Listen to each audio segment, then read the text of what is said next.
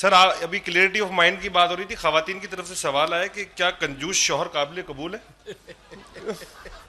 بہت خوبصورت سوال ہے. میں نے آپ کو 2 احادیث سنائی تھیں جس میں یہ تھا کہ سب سے بہترین خرچ جو اللہ کے رسول نے ہمیں ایڈوائز کیا ہے کہ اپنی بیوی کے منہ میں سب سے بہترین صدقہ جو ہے، اور اللہ کے نزدیک یہ میرا خیال یہ ہے کہ میں ایک دفعہ پھر کوشش کروں آپ کو حدیث سناؤں، کیونکہ حدیث کی لفظی چونکہ مغایرت نہیں ہو سکتی، مگر اتنی بار یہ کہا گیا ہے کہ جو سب سے اعلیٰ ترین آپ کا فعل ہے، جو صدقہ ہے، وہ اپنی بیوی کے منہ میں کچھ ڈالنا ہے اور اس کو کھلانا پلانا ہے، بچوں کا خیال کرنا ہے.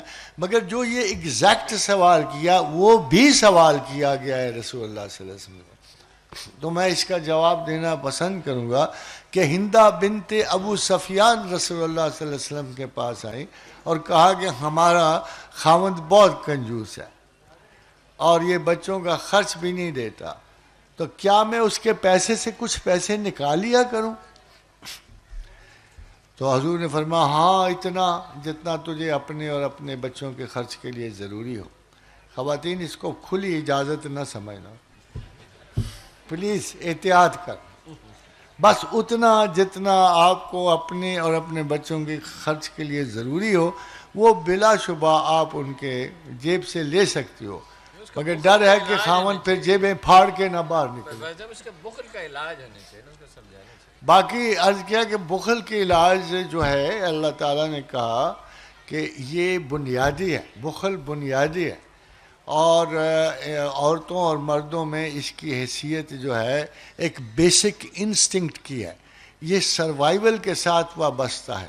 تو قرآن حکیم کا ارشاد ہے کہ احضرت الانفس الشح، ہم نے تمام جانوں کو بخل جان پہ جمع کیا ہوا ہے. اس کا حل ہے ایک، خدا کہتا ہے کہ واللہ شکور حلیم عالم الغیب والشہادۃ العزیز الحکیم.